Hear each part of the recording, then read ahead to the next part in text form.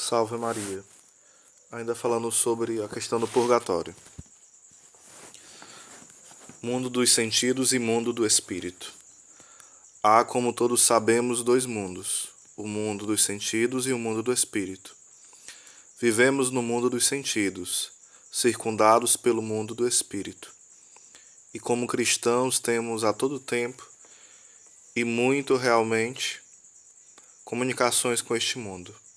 Ora, é um mero fragmento da igreja que está no mundo dos sentidos.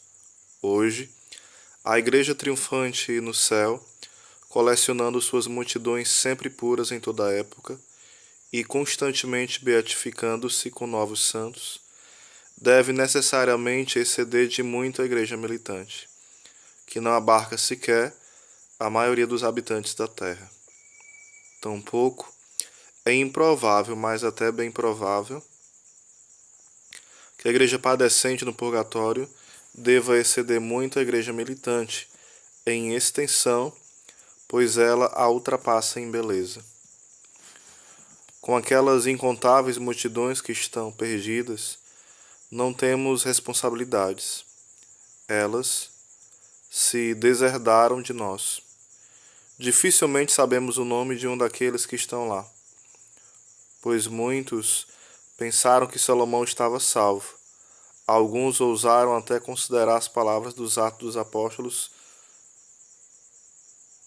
sobre Judas como não sendo decisivamente infalíveis, e não há um consenso sequer contra Saul.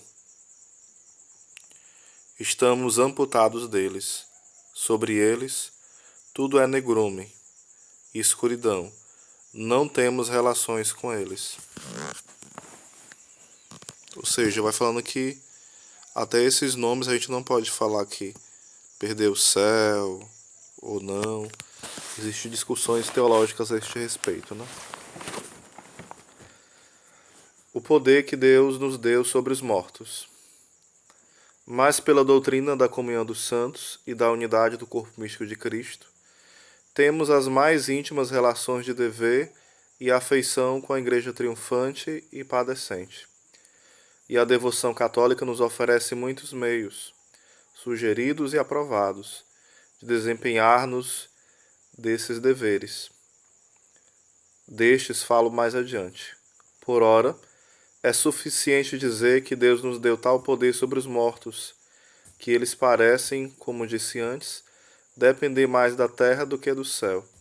E certamente o fato de Ele nos ter dado tal poder e os métodos sobrenaturais de o exercer não é prova menos comovente de que Sua Majestade Santíssima dispõe tudo por amor.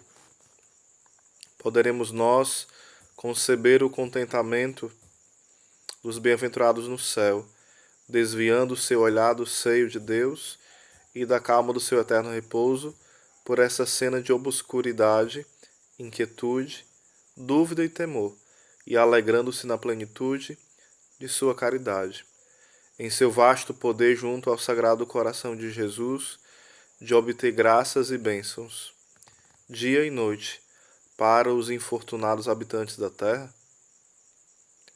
Isso não os distrai de Deus, não interfere com a visão, ou a faz desfalecer ou empanar, não conturba sua glória ou sua paz. Ao contrário, acontece com eles tal como com nossos anjos da guarda. O ministério amoroso de sua caridade só lhes aumenta a sua glória acidental. E o mesmo contentamento pode, em alguma medida, ser nosso ainda neste mundo, se deixarmos-nos possuir integralmente por esta devoção católica às almas santas. Nunca nos abandonará a consciência agradecida pelos imensos poderes que Jesus nos deu a favor delas. Nunca seremos tão parecidos com Ele, ou nunca imitaremos tão amorosamente sua terna ocupação, como quando estamos devotamente exercendo esses poderes. Somos excessivamente humilhados quando nos tornamos benfeitores daquelas belas almas que nos são tão imensuravelmente superiores, tal como se diz de José, que aprendeu a humildade quando dava ordens a Jesus. Enquanto estamos ajudando as santas almas, amamos Jesus como além das palavras, um amor que quase nos amedronta, mas com que delicioso temor, porque nessa devoção são suas mãos que movem, tal como moveríamos as mãos de uma criança inábil. Ó querido Senhor, que nos permite fazer tais coisas, que nos permite fazer com seus méritos o que desejamos, e salpicar gotas do seu precioso sangue como se fosse água do poço mais próximo, que nos permite limitar a eficácia de seu sacrifício incruento e indicar-lhes almas e esperar que ele nos obedeça, que com efeito assim o faz. Como é belo o desamparo de sua sagrada infância, como é belo o seu desamparo no Santíssimo Sacramento, como é belo o desamparo a que, por amor a nós, ele desejou ardentemente se reduzir em relação às suas queridas esposas do purgatório, cuja entrada na glória do seu coração tão impacientemente espera.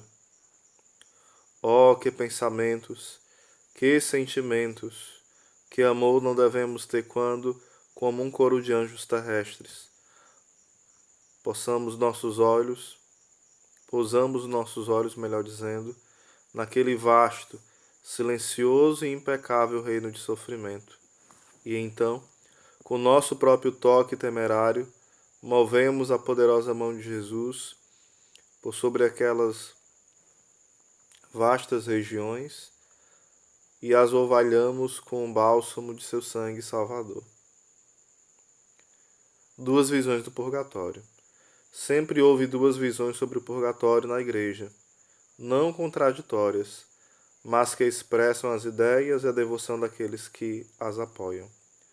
Uma delas é a visão presente na maior parte das vidas e revelações dos santos italianos e espanhóis, nas obras dos alemães da Idade Média, nas crenças populares acerca do purgatório na Bélgica, Portugal, Brasil e México, e outros.